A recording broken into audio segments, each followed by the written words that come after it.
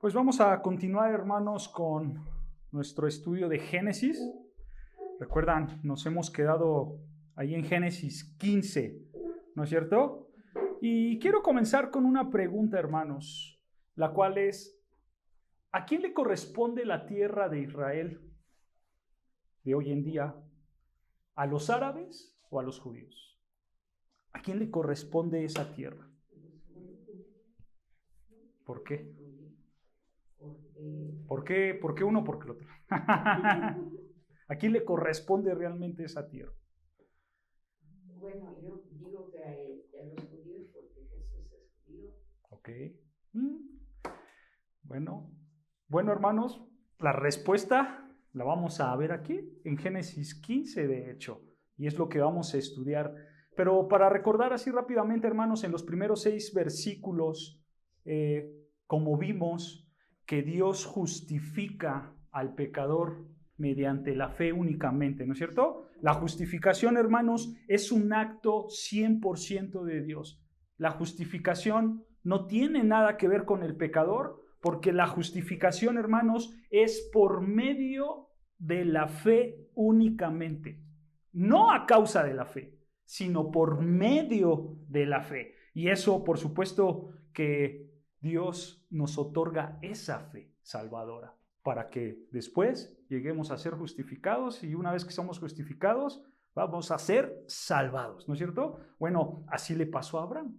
Y así como le pasó a Abraham, hermanos, así también nos va a pasar a nosotros y por extensión a todo creyente verdadero.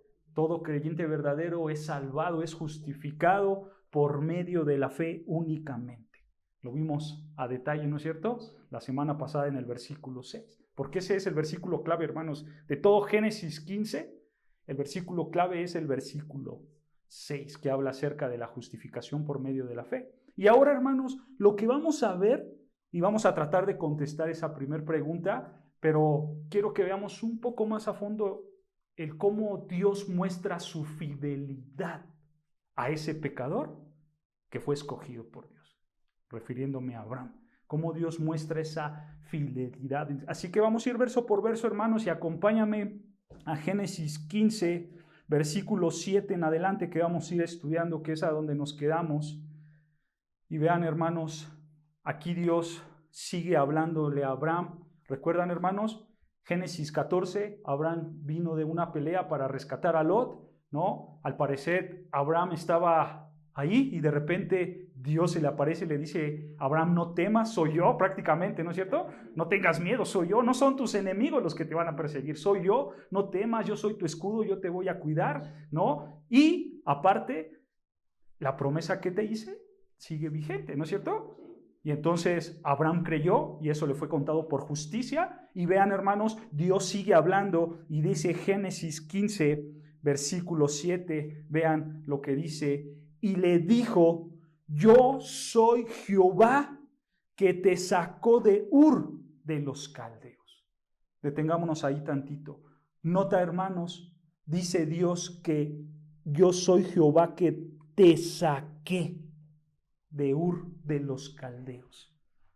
Nota, hermanos, que fue Dios el que lo sacó. ¿Esto qué quiere decir? Esto quiere decir que Dios tomó la iniciativa de sacarlo ¿de dónde? De Ur de los Caldeos. Porque recuerden, hermanos, ¿qué sucedió en Génesis 12? Génesis 12 nos relata que Abraham era una persona idólatra, ¿no es cierto? Era una persona incrédula, lo que vivía en esta parte de Ur de los Caldeos, ¿no es cierto? Pero dice versículo 7, yo soy Jehová que te saqué. Yo te saqué. Dios tomó la iniciativa de sacar a Abraham. ¿Por qué? Porque Abraham, hermanos, no podía sacarse a sí mismo de esa idolatría. Dios tenía que sacarlo a él de ese pecado. Él no podía por sus propias fuerzas. Y hermanos, Dios en su misericordia tuvo la iniciativa de sacarlo, aunque Abraham no lo merecía. ¿Por qué? Porque Abraham era un pecador. Él no merecía ser sacado de Ur de los Caldeos. Pero ¿para qué lo sacó Dios? ¿Por qué Dios tomó la iniciativa para sacarlo? Versículo 7 dice, ¿no es cierto? Este es el propósito. Yo te saqué para, escucha, darte a heredar esta tierra. ¿Cuál tierra? Para ese momento, donde estaba Abraham, él está en la tierra de Canaán. Está hablando de la tierra de Canaán, ¿no es cierto? Entonces vean esto, hermanos, lo que estamos viendo aquí en este versículo simplemente nos recuerda lo que Dios hace con cada uno de nosotros. Porque, hermanos, Dios también tomó la iniciativa, porque nosotros no hicimos absolutamente nada. Nosotros no podíamos acercarnos a Dios. Pero ¿qué pasó? Dios tuvo la iniciativa, ¿no es cierto? De hecho, hermanos, nosotros huimos de Dios. Solo quiero hacerte una pregunta y quiero que pienses en esto. ¿Cuántas veces a ti te predicaron el evangelio? Ya sea en el trabajo, ya sea en la escuela, en la casa, en un centro de rehabilitación o inclusive en una iglesia cristiana donde tú ibas y aparentabas ser cristiano o cristiana. Ahí, ¿cuántas veces te predicaron el evangelio? ¿Cuántas veces escuchaste el evangelio y no respondiste? Probablemente muchas. Si haces un análisis serio, probablemente muchas. Y quizás ahí en ese momento nosotros nos parecimos a Adán y a Eva. ¿Recuerdan lo que pasó con Adán y Eva? Ellos escucharon la voz de Dios cuando pecaron y ¿qué hicieron? Se escondieron, ¿no es cierto? Ellos huyeron. Así nosotros. Dios te habló por medio de una persona y te escondiste. Y es más, muchos se esconden detrás de esa máscara de la religiosidad, ¿no es cierto? Y muchos dicen, yo soy cristiano, yo sigo a Dios, pero esa simplemente es una fachada, esa simplemente es una máscara, una religión que ellos se han inventado creyendo que siguen al Dios verdadero, pero la realidad es que no siguen al Dios verdadero. Ellos están como Adán y Eva, huyendo, escondiéndose de Dios, ¿no es cierto? Por eso dice Romanos, vean lo que dice Romanos 1:21, vean lo que dice Romanos capítulo 1, versículo 21. Romanos capítulo 1, versículo 21, dice así Romanos 1, vean, Romanos 1:21 dice, pues habiendo conocido a Dios, escucha, no le glorificaron como a Dios. Detengámonos ahí. Habían conocido a Dios, pero no le glorificaron como a Dios. O sea, en otras palabras, hermanos, Dios se dio a conocer. ¿Cómo se dio a conocer? En el contexto, Pablo dice por medio de la creación, ¿no es cierto? Y por supuesto, por medio del evangelismo. Dios se da a conocer por la creación, por el evangelismo, por las bendiciones terrenales que nos da. Pero ¿qué dice el texto? No le glorificaron como a Dios. No le glorificaron como a Dios y tampoco ¿qué? Ni le dieron gracias. O sea, se olvidaron completamente de Dios. Se olvidaron de Dios. ¿Pero qué pasó? Vean, sino que se envanecieron en su ¿qué? Razonamiento y su necio corazón fue entenebrecido. Así es el incrédulo, así es el pecador. ¿Qué hace el incrédulo? ¿Qué hace el pecador? Se envanece en su razonamiento. O sea, él empieza a inventar cosas, él empieza a crearse en su mente, en su raciocismo, un Dios falso, un Dios a su gusto pecaminoso. Y por eso dice, vean, versículo 22, que ellos, profesando ser sabios, se hicieron ¿qué? Necios. Y cambiaron la gloria del Dios incorruptible en semejanza de imagen de hombre corruptible, de aves, de cuadrúpedos y de reptiles. En pocas palabras, estos hombres pecadores se inventaron una religión a modo. ¿No es cierto? Esto hace el pecador. Y esto hicimos muchos de nosotros. Muchos de nosotros hacemos esto. Inventamos una religión adecuada a nuestro orgullo. Una religión adecuada a nuestro envanecimiento. Nos creemos, como él dice el texto, profesamos ser sabios, pero la realidad es que somos ¿qué? Necios. Esta es la realidad. Creemos que somos sabios, pero no lo somos. Tú crees que eres sabio porque tú le das placer a tu pecaminosidad, a tu carne pecadora, a tus deseos pecaminosos. Y entonces tú dices, yo soy el más sabio. Pero la realidad es que no. Y esta es la realidad de muchos de nosotros, inclusive el día de hoy, hermano. ¿Sabes por qué? ¿Sabes por qué esta es la realidad de muchos de nosotros? Es muy sencillo. Esta es la realidad de nosotros porque tú no quieres estudiar las Escrituras, porque te da flojera abrir la Biblia, porque te da pereza estudiar las Escrituras aunque sean 30 minutos, porque la realidad es que no estás comprometido con el Dios verdadero. Como no lees la Biblia, como no la estudias, eso hace que tú empieces a imaginarte un Dios a modo, un Dios que crees tú que es el Dios verdadero y empiezas a decir, yo creo que Dios quiere decir esto o yo creo que Dios quiere esto de mí. Y todo está en tu imaginación, todo está en tu raciocinio, todo está en el yo creo que es así. Pero todo ese yo creo que es para beneficio ¿de qué? De tu carne, de tu pecaminosidad. No para glorificar a Dios, como dice el texto, ¿no es cierto? Versículo 21. No es para glorificar al Dios incorruptible. Cambias la gloria de Dios por la gloria tuya. Esto puede pasar, ¿no es cierto? Aún siendo cristianos. ¿Se dan cuenta, hermanos, ahora por qué era necesario que Dios interviniera para llamarnos? Porque a veces nosotros nos comportamos como estos hombres. Por eso Dios tiene que intervenir. Porque nosotros nos perdemos muy fácilmente. Nosotros nos escondemos de Dios. Esta es la realidad, hermano. Por eso es necesario, hermano, que Dios tome la iniciativa, como llamó a Abraham. Así como Dios tomó la iniciativa con Abraham, así también Dios toma la iniciativa con nosotros. Por eso dice, vean Juan 6:44.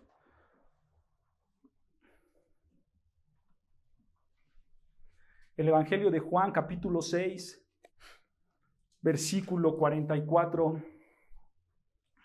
Vean, dice Juan, capítulo 6, versículo 44. Dice, ninguno puede venir a mí. Nota esta palabra, ninguno. Ninguno en el griego, hermanos, es ninguno. Nadie. Ninguno puede venir a Cristo. Y escucha, si el Padre que me envió no lo trajere, y yo le resucitaré en el día postrero. Es la misma idea, ¿no es cierto? Dios es el que trae al pecador. Es Dios el que hace la obra soberana abriendo el corazón del pecador para que ahora sí deseemos lo que por naturaleza no deseamos, que es la santidad. La santidad. Tú por naturaleza no deseas la santidad, pero Dios, cuando interviene, abre tu corazón y ahora tú deseas la verdad y tú deseas la santidad. Pero es Dios el que lo hace. ¿Por qué? Porque ninguno puede, dice el Señor. Ninguno puede. ¿Se dan cuenta la necesidad que tenemos de Dios? Y aquí, hermanos, nosotros podemos ver la gracia de Dios en la vida de Abraham. Porque así como Dios salvó a Abraham y lo llamó, así Él puede salvarnos a nosotros y nos puede llamar. A nosotros y cualquier pecador como nosotros.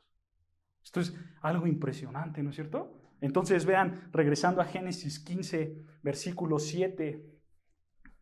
Génesis 15, versículo 7, dice, y le dijo, yo soy Jehová que te saqué. Aquí vemos el llamado eficaz de Dios, ¿no es cierto? Dios interviene y le dice, yo te saqué de Ur de los Caldeos con el propósito de ¿qué? De darte a heredar esta tierra.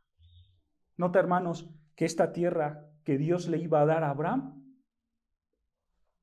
emana la descendencia también. Porque, hermanos, no solamente era una tierra, también era una descendencia. Porque, ¿qué dice más arribita? Versículo 5. Vean, versículo 5 arribita dice, y lo llevó fuera, o sea, Dios lo llevó fuera a Abraham y le dijo, mira ahora los cielos y cuenta las estrellas si las puedes contar. Y le dijo, así será tu ¿qué? Tu descendencia. ¿Se dan cuenta? Entonces, hermanos, podemos ver aquí que Dios le va a dar a Abraham una descendencia muy grande y será tan grande que van a tener que tener una tierra, por obvias razones, ¿no es cierto? Y nota, hermanos, cómo responde Abraham al ver esto.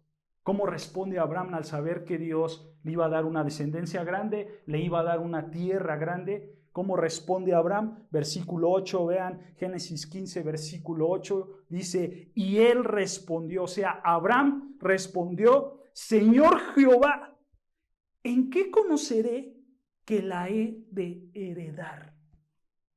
Vean, hermanos, esta pregunta la traduce mejor la Biblia de las Américas.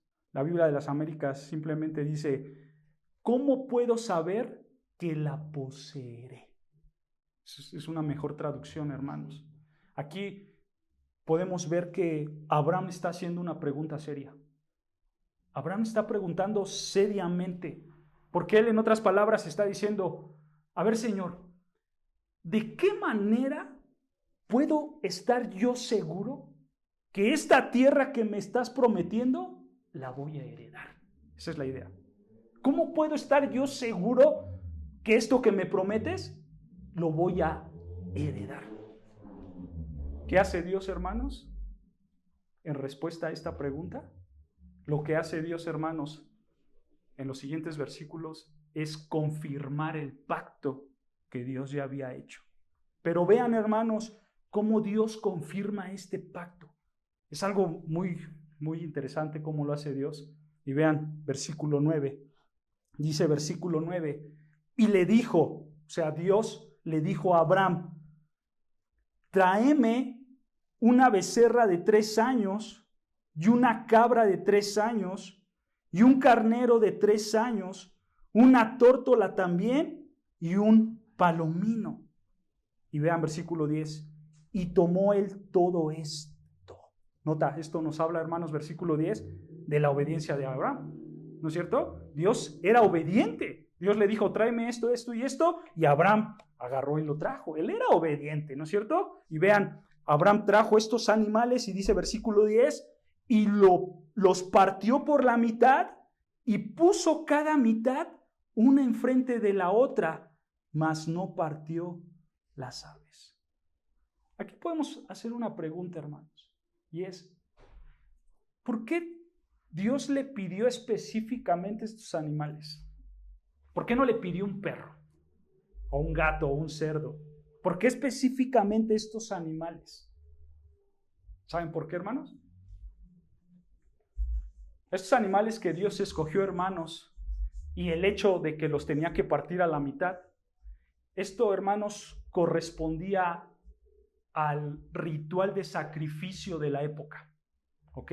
Así se hacían los sacrificios de esa época, con estos animales y de esta manera. Pero, hermanos, este ritual de sacrificios, tienes que tener claro que no le pertenece a la ley de Dios que encuentras en Levíticos. ¿Por qué? Porque para este tiempo de Abraham, la ley no existía, recuerda, ¿no es cierto? La ley es dada ¿cuándo? Hasta Moisés, ¿no es cierto? Aquí no existía, hermanos, la ley de los mandamientos, de los rituales. Aquí no existía. Pero en la época de Abraham, hermanos, así se hacía los sacrificios, con este tipo de animales. Tú los tomabas, los partías a la mitad y cada mitad la ponías una enfrente de otra, formando un camino. ¿Ok? Esa era la manera en que antes hacían los sacrificios. Obviamente, como dice el texto, sin partir a las aves. No partías a las aves, solo partías a los otros animales. ¿Ok? Y vean, dice versículo 11. Dice versículo 11. Y descendían aves de rapiña sobre los cuerpos muertos y Abraham las ahuyentaba. Pues esto era obvio, hermanos. Había cadáveres de animales en el suelo, ¿no es cierto? Las aves de rapiña obviamente iban a querer tener un festín. Esto es algo obvio, hermanos. Entonces, ¿Abraham qué hacía? Los ahuyentaba. ¿No es cierto? Ahí está la interpretación difícil de esto. Simplemente el texto está diciendo eso. Pero fíjate, hermano, ¿esto qué nos está indicando? Esto nos está indicando que pasó un largo tiempo, ¿no es cierto? Para que vengan aves de rapiña y puedan quererse comer esos animales partidos, nos quiere decir que ya pasó un largo tiempo, ¿no es cierto? No sabemos cuánto, pero pasó un largo tiempo. Y por eso dice versículo 12, vean, versículo 12, mas a la caída del sol sobrecogió el sueño a Abraham, y he aquí que el temor de una gran oscuridad cayó sobre él. Nota, hermanos, dice el texto que Abraham se quedó dormido. ¿No es cierto? Dice que sobrecogió el sueño a Abraham. Abraham se quedó dormido. Esto es importante en este versículo, hermano. Es importantísimo esto. ¿Por qué? Porque esto, hermanos, el saber que Abraham se quedó dormido va a reforzar la idea que el pacto que Dios va a ser un pacto unilateral. O sea, solo una persona se va a comprometer a hacer este pacto. Esa persona, ¿quién va a ser? Va a ser Dios. ¿Por qué? Porque Abraham cayó en sueño. Abraham se quedó dormido. Ahora, hermanos, quiero que notes algo importante aquí. Quiero que notes que Dios no le está pidiendo absolutamente nada a Abraham para que se haga ese pacto. Todo este pacto va a ser obra exclusiva de Dios. Solo Dios va a hacer el pacto. ¿Ok? Vean, versículo 13. Dice, versículo 13. Entonces Jehová dijo a Abraham, ten por cierto que tu descendencia morará en tierra ajena y será esclava allí y será oprimida 400 años. Vean, hermanos, aquí en el versículo 13 simplemente lo que está diciendo Dios es darle a Abraham una profecía. Y le está diciendo que el pueblo de Israel iba a estar en una tierra ajena, o sea, en una tierra que no era de ellos. Y por lo tanto, como esta tierra era ajena, ellos iban a ser ¿qué? Esclavos. ¿Por cuánto tiempo? Por 400 años. Estas palabras se cumplieron, hermanos.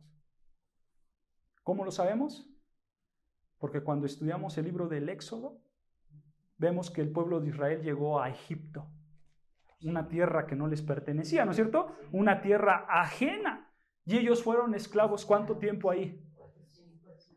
Vean lo que dice Éxodo 12:40. Éxodo 12:40, para que vean, hermanos, que no les estamos mintiendo. Vean lo que dice Éxodo 12:40. Dice, el tiempo que los hijos de Israel habitaron en Egipto fue ¿de cuántos? 430 años. Vean, esto es impresionante, hermanos. Porque quiero que notes, hermanos, cuando Dios le está dando estas palabras a Abraham, ahí en Génesis 15:13, Dios se las está diciendo unos 300 años antes de que pasara esto. 300 años antes. Y además, hermanos, Nota cómo Dios está siendo tan preciso con los años que iban a estar ellos como esclavos. ¿No es cierto? Dios está siendo muy preciso con todos estos datos. Esto, hermanos, a nosotros saber esto nos tiene que hacer comprender que Dios, nuestro Dios, es un Dios soberano. Es un Dios que conoce absolutamente todas las cosas porque Él es omnisciente, ¿no es cierto? Y Él controla absolutamente todas las cosas de manera perfecta porque Él es el soberano. Hermanos, al conocer estas verdades de Dios, tiene que alimentar y tiene que alentar nuestros corazones. Este es tu Dios. Tu Dios conoce todas las cosas, pasadas, presentes y futuras. Este Dios, hermanos, es el Dios soberano. Por eso, vean lo que dice, hermanos, Isaías 55:11. Isaías 55, versículo 11. Isaías 55, versículo 11. Vean lo que dice el profeta. Isaías 55, versículo 11 dice: así será mi palabra que sale de mi boca, escucha, no volverá a mí vacía, sino que hará lo que yo quiero, dice el Señor, y será prosperada en aquello para lo que la envié. Date cuenta, hermanos, esto nos tiene que animar, porque cuando nosotros leemos esto, nosotros podemos saber que Dios está en control de todo detalle de tu vida. Dios está en control de todo detalle de tu vida, porque sus palabras dicen que no van a volver vacías. Tú tienes que tener la seguridad, hermanos, que todo lo que pase a tu alrededor es para tu bien, está en el control de este Dios soberano, que cuando Él anuncia algo, lo anuncia para tu bien. Porque a Él no se le escapa absolutamente nada, porque lo que Él quiere hacer, lo hace. Porque Él es el Dios soberano. ¿Se dan cuenta de esta gran bendición que tenemos, hermanos? Por tener al Dios verdadero. Dios está de nuestro lado. ¿Por qué? ¿Por qué Dios está de tu lado? ¿Sabes por qué? Porque Dios te ama. Y como Dios te ama, siempre va a buscar tu bien, a pesar de lo que estés pasando. Esto tiene que animarnos grandemente. No importa lo que estés pasando el día de hoy. Si Dios te ama, es para tu bien. Porque Él es el soberano. Él es el que controla todas las cosas, hasta el más mínimo detalle de tu vida. Esto debe de animar nuestros corazones, ¿no es cierto, hermanos? Esto es grandioso. Entonces vean, regresando a Génesis 15, Dios le dice a Abraham: tu descendencia va a estar en una tierra ajena, ¿no es cierto? Sabemos que esa tierra fue Egipto y van a estar esclavizados 400 años. Y vean lo que dice versículo 14, Génesis 15, versículo 14, también les dice: mas también a la nación a la cual servirán, escucha, juzgaré yo. Detengámonos ahí tantito. Dice el Señor que a esa nación a la cual ellos iban a estar esclavizados, al final Dios los iba a juzgar. Dios también cumplió esta palabra, ¿no es cierto? Porque sabemos que Egipto fue enjuiciado con las 10 plagas, ¿no es cierto? Pero nota, hermanos, Dios le está diciendo estas palabras 700 años antes de que pasaran. 700 años antes de que pasaran. Quizá, hermanos, para nosotros, cuando leemos esta parte de las Escrituras, quizás no podemos ver lo glorioso que fue esto. Quizás no podemos entender, quizás no podemos comprender bien lo glorioso que está pasando con esta profecía que Dios está dando. Porque a lo mejor nosotros leemos Génesis y luego está Éxodo, ¿no es cierto? Y dice, qué bueno que pasó, ¿no? Dios los ayudó. Pero, hermanos, eso quizás nos quite el asombro de lo grande que es Dios. Porque recuerda, hermanos, cuando Dios le está diciendo estas palabras a Abraham. Esto no está pasando. Esto no está pasando. Luego, hermanos, ¿quién escribió esto? Moisés, ¿no es cierto? Moisés está escribiendo Génesis, está recibiendo la revelación de Dios y entonces Moisés está diciendo, caramba, ahora todo tiene sentido. Ahora sé por qué pasamos lo que pasamos. Y entonces, hermanos, para él sí es un asombro impresionante. Estas palabras que Dios está profetizando aquí. Y entonces continúa versículo 14, vean, al final del versículo 14 dice, y después de esto, ¿después de qué? O sea, después de la opresión, ¿no es cierto? Después de que Dios juzgue a estos opresores, escucha, dice el Señor, que ellos iban a salir con gran riqueza. Esto también se cumplió en Éxodo 12. ¿Recuerdan cuando Dios mandó la última plaga? ¿Cuál era la última plaga? Exacto, la muerte de los primogénitos, se murieron todos los primogénitos y entonces los egipcios les empezaron a dar sus joyas de oro, su dinero, su ganado, porque estaban aterrorizados y ellos querían que ya se fueran, ¿no es cierto? Y entonces esto también se cumplió. 700 años antes de que pasara esto, Dios ya lo había profetizado. ¿Esto qué nos hace ver, hermano? ¿Qué podemos aprender de aquí? Podemos aprender aquí algo glorioso, hermanos. Y es que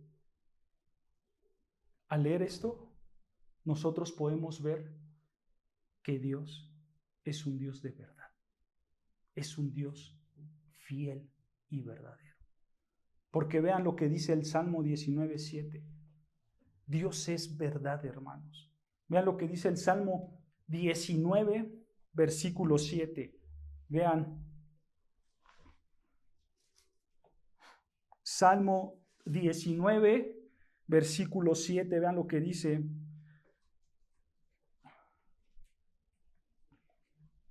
Salmo 19, versículo 7 dice, la ley de Jehová es perfecta, o sea, no tiene errores, ¿ok? Es perfecta y escucha, que convierte el alma.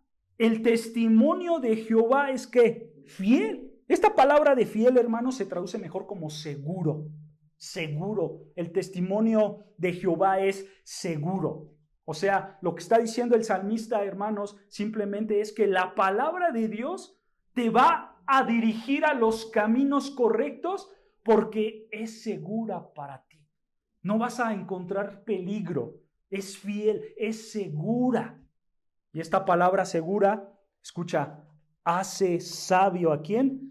Al sencillo. Y escucha versículo 8. Los mandamientos de Jehová son rectos, que alegran el corazón.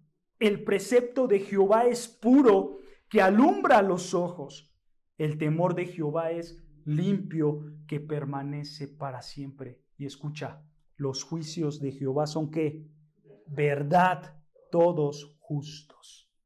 Vean, hermanos, la palabra de Dios es verdad. Es verdad. ¿Por qué? Porque Dios es verdad. La palabra de Dios es verdad porque Dios es verdad. Recuerden esto siempre, hermanos. La palabra siempre va a reflejar a su autor. Siempre va a reflejar a su autor. Y así como la palabra es verdad, entonces Dios es verdad. ¿Se dan cuenta, hermanos? Ahora, como esta palabra sale de Dios mismo, porque Él es el autor, ¿no es cierto? Como esta palabra verdadera sale del Dios verdadero, eso significa que esta palabra también es autoritativa. ¿Qué quiere decir eso de autoritativa, hermanos? Quiere decir que la palabra de Dios es la máxima autoridad sobre todas las cosas. Y por lo tanto, Dios puede juzgar al que Él quiera juzgar. Por eso la palabra de Dios dice, todos son mentirosos. Y eso es verdad. Por eso la palabra de Dios dice, no hay justo ni aun uno. Y eso es verdad.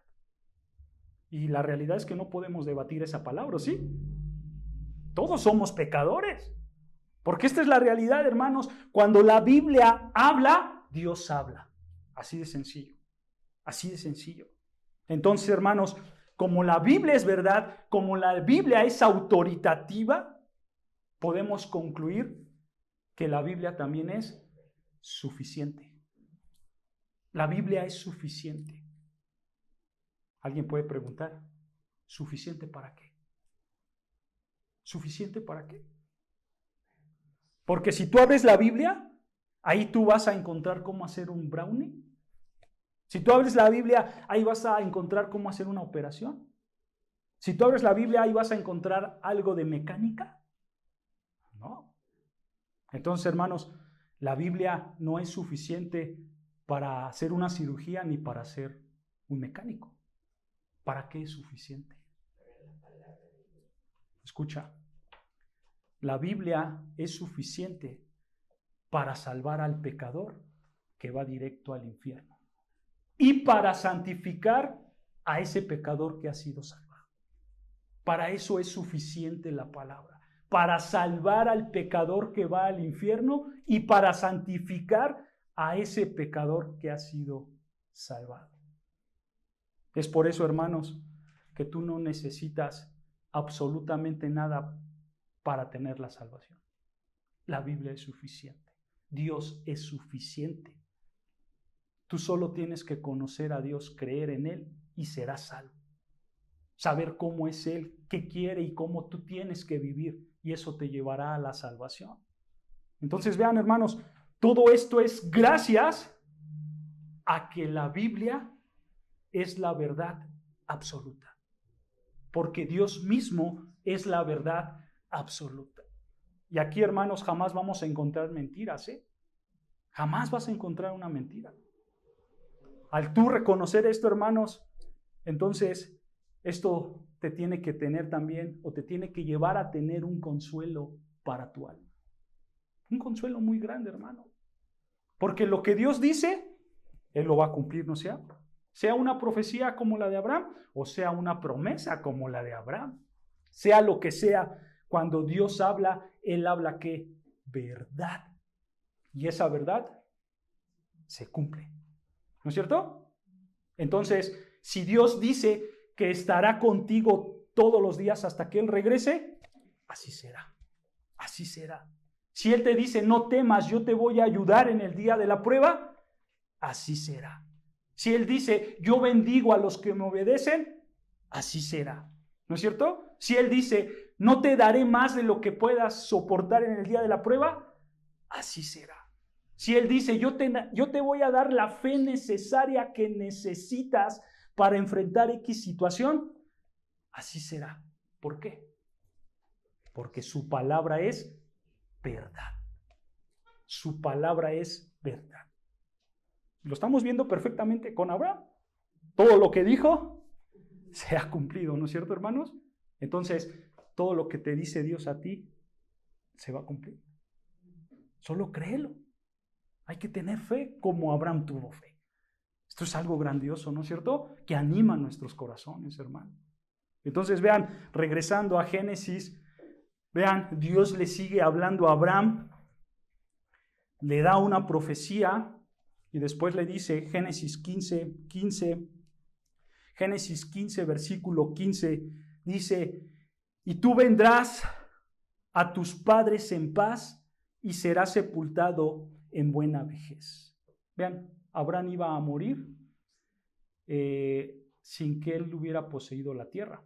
Por eso dice el versículo 16, y en la cuarta generación volverá acá. ¿Dónde acá? Dice Dios, tú, Abraham, serás sepultado, o sea, vas a morir, y en la cuarta generación tuya va a volver acá.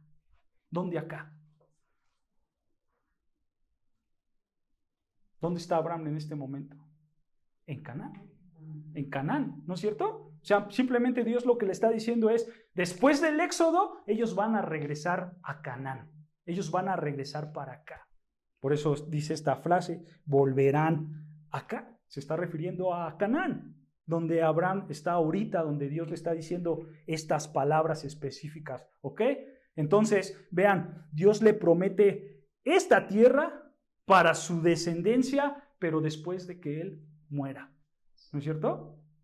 Entonces vean, hermanos, vamos cerrando la idea. Simplemente Dios le está diciendo a Abraham, en 300 años tu descendencia va a ser esclavizada. Sabemos que por Egipto, 400 años después, yo los voy a liberar y voy a juzgar a los egipcios y tu descendencia va a salir con riquezas y van a regresar para acá, a la tierra de Canaán, en la 4ª generación. Eso es lo que simplemente Dios le está profetizando a Abraham. Y sabemos esto, hermanos, porque la evidencia es Éxodo y después Josué. El libro de Josué relata todo esto. ¿No es cierto? Entonces, vean, hermanos, aquí Dios le está entregando estas tierras ¿a quién? A Israel.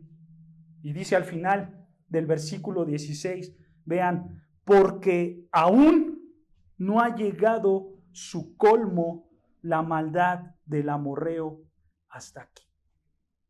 Vean, hermanos, ¿por qué Dios le iba a entregar estas tierras a Israel? Respuesta, porque aún no ha llegado el colmo o el límite. Colmo se traduce mejor como límite. Aún no ha llegado el límite de la maldad del amorreo hasta aquí. ¿Qué está diciendo Dios con esto, hermanos? ¿Qué está diciendo Dios? Bueno, hermanos, antes a los cananeos se le conocía como los amorreos. ¿Ok? Los cananeos eran los amorreos. Entonces, lo que está diciendo Dios aquí, hermanos, es que debido al pecado de Canaán, de los cananeos, Dios los iba a juzgar usando a Israel. Eso es lo que está diciendo Dios. O sea, para que entendamos un poco más estas palabras, de Abraham a Josué, ¿saben cuántos años pasaron? De Abraham a Josué pasaron 700 años aproximadamente, ¿ok? De Abraham a Josué. En todos esos 700 años, hermanos, los pecados de Canaán eran tremendos, fueron tremendos, fueron subiendo y subiendo y subiendo y subiendo hasta que llegó al colmo de Dios, hasta que llegaron al límite. Vean los pecados de Canaán, Deuteronomio 18:9. Estos son algunos de muchos pecados, pero vean cómo pecaban estos hombres. Deuteronomio 18, versículo 9. Vean. Deuteronomio 18, versículo 9 dice, cuando entres, aquí Dios le está diciendo a los israelitas, ¿ok? Cuando entres a la tierra que Jehová tu Dios te da, no aprenderás a hacer según las abominaciones de aquellas naciones. ¿De cuáles naciones? De los de Canaán, ¿ok? Y vean, estas son las abominaciones, versículo 10. No sea hallado en ti que haga pasar a su hijo o a su hija por el fuego. Vean, hermanos, los cananeos quemaban a sus hijos para ofrecérselos a sus dioses. Es algo gravísimo, ¿no es cierto? ¿Qué más hacían? Ni que practiquen adivinación, ni agorero, ni sortilegio, ni hechicería, ni encantador, ni adivino, ni mago, ni quien consulte a los muertos. Eran hombres que practicaban la brujería, la hechicería y demás, ¿no es cierto? Eran sumamente pecadores. Sin contar, hermanos, que también los cananeos eran sumamente incestuosos, eran sumamente homosexuales, practicaban el bestialismo. Eran abominaciones tremendas las que hacían estos hombres de Canaán. Ellos ofendían grandemente al Dios verdadero. Los ofendían grandemente. Por eso Dios les dijo, vean lo que dijo Dios. Deuteronomio 7, más atrás. Deuteronomio 7, versículo 1. Vean, gracias a que estos hombres practicaban abominaciones grandes, vean lo que pasó. Deuteronomio 7, dice, Deuteronomio 7, cuando Jehová tu Dios te haya introducido a la tierra en la cual entrarás para tomarla, refiriéndose igual a la tierra de Canaán, y haya echado delante de ti a muchas naciones, al Eteo, al Gergeseo, al Amorreo, al Cananeo, al Fereceo, al Heveo, al Jebuseo, 7 naciones mayores y más poderosas que tú. Y vean versículo 2, y Jehová tu Dios las haya entregado delante de ti y las hayas derrotado. Y escucha, las destruirás que del todo. No harás con ellas alianzas, ni tendrás en ella misericordia. Vean, el pecado llegó hasta el colmo de Dios, hasta el límite de Dios, que Dios dijo, tienes que destruirla toda. Vean, hermanos, vean cómo el pecado de estas naciones fue tan grande, fue tan abominable para Dios, que Dios tenía que exterminar todo pecado sin dejar ningún rastro. ¿Cómo Dios iba a exterminar todo este pecado? Usando al pueblo de Israel. Así Dios iba a exterminar este pecado. Hermanos, quiero que sepas algo. Dios no destruye nada más por destruir. Dios no es el genocida que se goza en matar gente por matar. A Dios le da placer matar. No, hermanos, no. El que piensa así de Dios hace saber que no conoce al Dios verdadero. No conoce al Dios verdadero. ¿Por qué? Porque Dios es Dios, ¿no es cierto? Y como Él es Dios, Él es la máxima autoridad sobre todas las cosas, porque Él es el Dios perfecto, el soberano, ¿no es cierto? Y como Él es el Dios perfecto, el soberano, Él dice cómo el hombre se tiene que comportar. Él es el estándar mismo para que el ser humano se comporte. Y Dios, hermanos, este Dios eterno, tiene la autoridad suficiente para enjuiciar a todo ser humano que no se comporte como Él dijo que se tenía que comportar. Y debido a que Él es el creador, debido a que Él es el dador de la vida y el dador de todas las cosas, Él dijo, la paga del pecado es muerte. Y así pasó con los cananeos. Todo ese pueblo pecó y Dios los juzgó con justo juicio, aplicando la paga del pecado es muerte. ¿Por medio de quién? De los israelitas.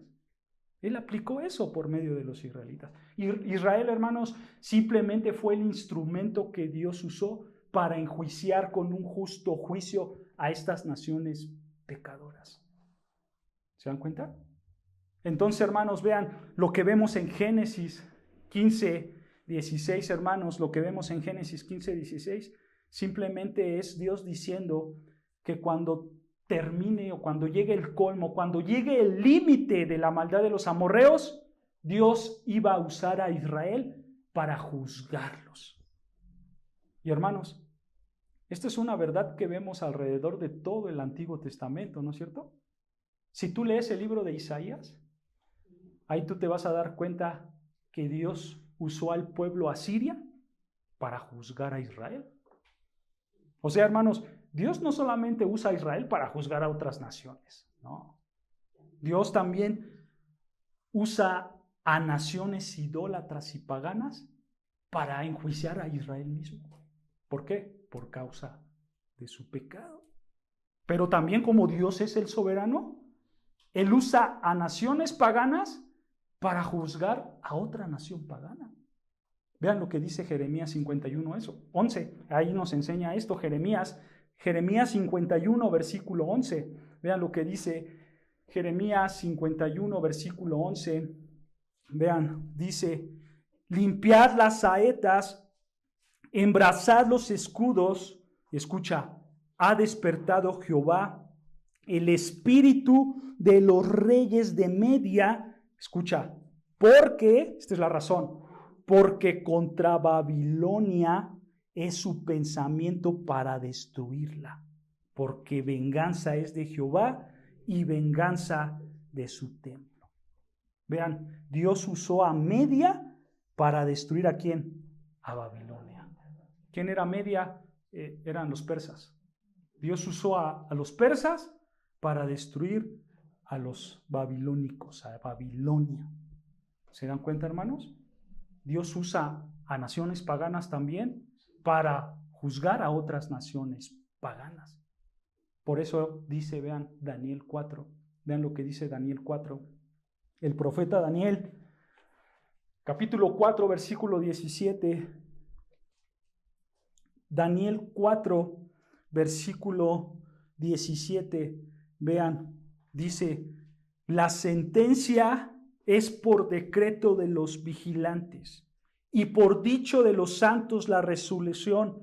Escucha, para que conozcan los vivientes, o sea, los seres humanos, que el Altísimo, ¿qué? Gobierna el reino de los hombres. El Altísimo gobierna todo este mundo y escucha, y que a quien Él quiere lo da y constituye sobre Él al más bajo de los hombres. En otras palabras, hermanos, Dios controla absolutamente a todas las personas y a todas las naciones de acuerdo a sus propósitos soberanos. Y Él, si las quiere juzgar, las juzga por causa de su pecado. Porque cada nación es responsable de su pecado mismo. Él es quien, el Altísimo, el que está por encima de todo. Y Él controla absolutamente todo. Este es un gran principio, hermanos. Es un gran principio para nosotros. Porque nosotros como mexicanos, hermanos, nos tenemos que ver aquí. Porque la realidad, hermanos, es que la maldad aquí en nuestro país ha llegado al límite. ¿No es cierto? Hay mucho narcotráfico, hay mucho secuestro, hay mucho asesino, hay muchos pecados, hermano. Y lo terrible de todo esto, hermanos, lo terrible para nuestra nación, es que Dios lo sabe absolutamente todo. Dios sabe lo que está pasando aquí. Y así como hizo con Israel, así Dios va a juzgar a nuestro país. O mejor dicho, hermanos, yo puedo decir, Dios ya está juzgando a nuestro país. Porque a nosotros, hermanos, nos está pasando como Pablo dijo en Romanos. Vean lo que dice Romanos 1. Y eso mismo que estaba pasando en Roma, nos está pasando a nosotros. Vean lo que dice Romanos 1, 24. Romanos capítulo 1, versículo 24, vean. Dice la palabra de Dios, Romanos 1, 24. Por lo cual también Dios los entregó. Escucha, hablando de los pecadores, Dios los entregó a la inmundicia en las concupiscencias de sus corazones, de modo que deshonraron entre sí sus propios cuerpos, ya que cambiaron la verdad de Dios por la mentira, honrando y dando culto a las criaturas antes de al Creador, el cual es bendito por los siglos. Amén.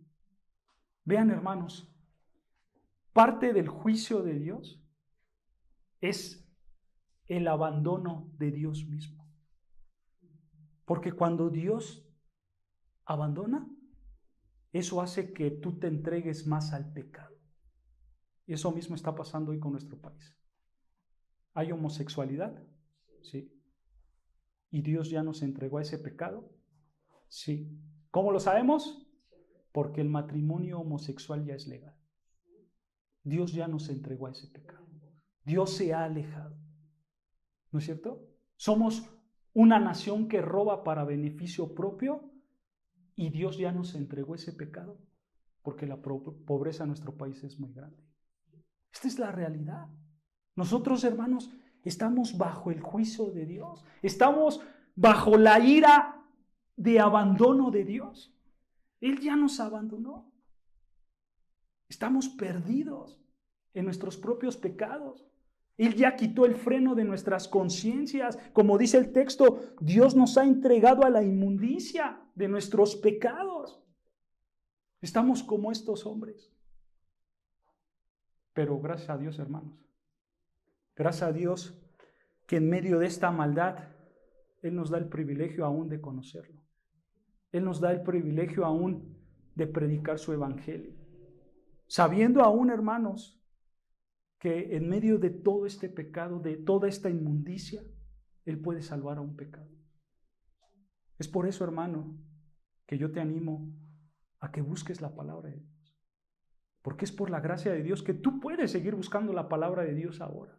A pesar de que Dios ha entregado a esta nación al pecado, a sus inmundicias. Dios las ha juzgado con su ira de abandono. pero en su gracia, en su misericordia, Él nos sigue dando el privilegio de poder estudiar su palabra para vivir en santidad. No la desaproveches, hermano. Es una gran bendición de Dios, ¿no es cierto? Y entonces vean, hermanos, esto estaba pasando en Génesis 15. Regresando, hermanos, el punto de Génesis 15 es que Dios le dice a Abraham lo que iba a pasar, y eso que pasó, pues sucedió, ¿no es cierto? Y entonces, después de esas palabras, vean Génesis 15, 17. Génesis 15, versículo 17 dice: y sucedió que puesto el sol y ya oscurecido, se veía un horno humeando y una antorcha de fuego que pasaba por entre los animales divididos. Vean, hermanos, Dios le da una profecía a Abraham. Sabemos que esa profecía se cumplió y después pasa esto. Cuando se puso el sol, en la oscuridad, se veía un horno humeando y una antorcha de fuego que pasaba por entre los animales divididos. ¿De qué animales está hablando? De los versículos 9 y 10, ¿no es cierto? Ahora, quiero que notes algo importante. Aquí Dios está manifestándose como un horno humeando, ¿no es cierto? Y una antorcha de fuego. Este es Dios, ¿ok? Es Dios manifestándose visiblemente a Abraham. Pero quiero que notes algo. Dice el texto que Dios pasó por entre los animales divididos, ¿no es cierto? Esto es importante, hermanos. ¿Por qué? Porque esto, hermanos, está reflejando una costumbre que se hacía en aquellos tiempos. Antes, cuando se hacían los pactos, en un pacto, cualquier tipo de pacto, hacías esto: partías animales, los dividías a la mitad formando un camino, ¿ok? Y las personas que iban a hacer el pacto, ellos tenían que pasar por el medio de esos animales. ¿Por qué lo hacían así? ¿Sabes por qué? Porque eso, hermanos, por así decirlo, era como la firma que te comprometía a hacer ese pacto. Porque ellos decían: si yo no cumplo este pacto, entonces yo voy a terminar igual que estos animales. Esa era la condición. ¿Cómo? Muerto y partido a la mitad. Si yo no cumplo este pacto, voy a estar muerto y partido a la mitad. Esa es la idea. Así era la costumbre que reflejaba un pacto serio, un pacto de palabra, ¿ok? Tú no lo podías quebrantar nada más porque sí. Ahora, sabiendo esto, hermanos, nota algo aún más importante. Aquí solo una de las dos partes pasó por el medio de los animales. ¿Te das cuenta quién fue el que pasó por medio de los animales? Solo Dios, ¿no es cierto? Solo Dios mismo. Porque dice el texto que se veía un horno humeando y una antorcha de fuego, que es Dios, y Él pasaba por el medio de los animales divididos. Vean, hermanos, solamente Dios pasó por los animales, no Abraham. Dice el texto, Dios. ¿Por qué es importante esto?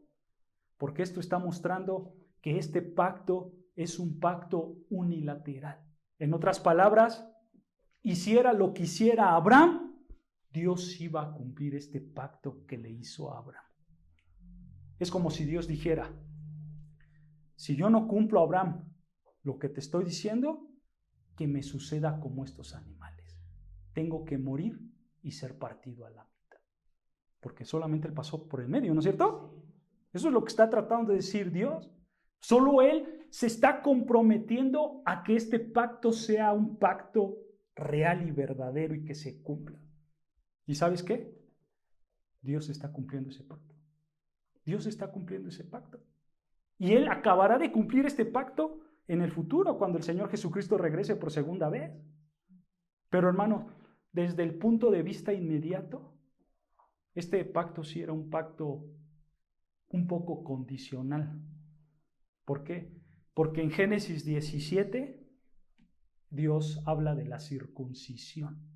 La semana pasada, hermanos, vimos un poco acerca de la circuncisión. No sé si recordarán. Ya llegaremos ahí a Génesis 17, hermanos, pero ahí Dios establece que el que no se circuncide no va a tener los beneficios de este pacto. Eso es lo que Dios establece. El que no se circuncide no va a tener los beneficios de este pacto. Pero ¿qué sabemos nosotros que tenemos toda la revelación bíblica? Nosotros sabemos, hermanos, que Abraham, Isaac, Jacob y toda la nación de Israel, ninguno de ellos cumplió con este pacto. Todos ellos pecaron en contra de Dios, ¿no es cierto? Todos pecaron, pero como Dios pasó por el medio de los animales, como Dios se comprometió a cumplir este pacto, por esa razón, Dios siempre tiene un remanente para que Él cumpla su pacto por medio de ellos. Así lo describe Pablo en Romanos 11. No lo vamos a estudiar por cuestiones de tiempo, hermanos. Solo regálenme unos minutitos, un par de minutitos, ya voy a acabar. Pero eso describe Pablo en Romanos 11. Hay un remanente. ¿No es cierto? Y esta es la realidad, hermanos. Dios no ha desechado a su pueblo. ¿Por qué? Porque Él cumple su pacto. Por eso es el Dios de pactos. ¿No es cierto? Y Él sigue guardando este remanente. Dios, hermanos, hasta el día de hoy, Dios no ha desechado a su pueblo de Israel. Y este pacto, hermanos, va a ser un pacto permanente. ¿Es cierto? Dios los ha juzgado muchas veces.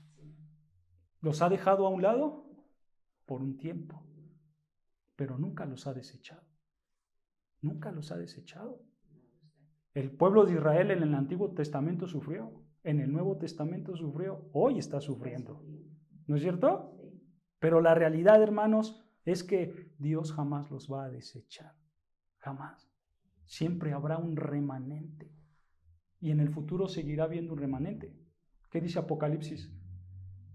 Que habrá 144,000 judíos que van a evangelizar. Eso va a pasar en el futuro. Podemos saber que en el futuro seguirá habiendo judíos. Dios no va a desechar a su pueblo. ¿Por qué? Porque Él pasó por el medio de estos animales. Él se comprometió a cumplir este pacto. Y este pacto abrámico, hermanos, que es el pacto abrámico, recuerdan que así se le conoce, es un pacto perfecto, es un pacto para siempre. Dios lo va a cumplir sí o sí porque la palabra de Dios está de por medio y Él lo tiene que cumplir. Él fue el único que pasó por los animales. Y por eso dice, vean, versículo 18, dice versículo 18, vean, en aquel día hizo Jehová un pacto con Abraham. Nota, hermanos, esta palabra de pacto en hebreo es berit, que berit, hermanos, quiere decir acuerdo o compromiso. Un acuerdo o compromiso con carácter legal. Eso es lo que quiere decir. Dios hizo un acuerdo, un compromiso de carácter legal ¿con quién? Con Abraham. ¿Y qué le dijo? Vean, a tu descendencia daré esta tierra. ¿Cuál tierra? La tierra de Canaán. ¿No es una tierra espiritual? Es una tierra literal, física, real, donde están los pies en ese momento de Abraham. La tierra de ¿dónde? De Canaán. Y le dice, desde el río de Egipto hasta el río grande, el río Éufrates. Esto simplemente, hermanos, está describiendo los límites geográficos. Simplemente con esta frase le está diciendo desde el norte al sur. ¿Ok? Todo esto te lo voy a dar. Para que lo veas, hermanos, esta es la tierra que Dios le prometió a Abraham. Todo esto, de norte a sur. ¿Ok? Aquí estaba, hermanos, aquí estaba el río de Egipto y acá estaba el Éufrates. Simplemente le está diciendo de norte a sur será todo tuyo. ¿Ok? Y vean, versículo 19. Continúa diciendo, la tierra de los cananeos, los eneseos, los cadmoneos, los heteos, los fereceos, los rafaitas, los amorreos, los cananeos, los gergeseos y los jebuseos. Esto simplemente está describiendo a todas las naciones que se encontraban ahí, en todo ese territorio. ¿Ok? Pero a todos estos se le conocían como los cananeos. Es como nosotros somos los mexicanos, ¿no es cierto? Pero hay los chilangos, ¿no? Que hay que los poblanos, que hay que X. Bueno, así era.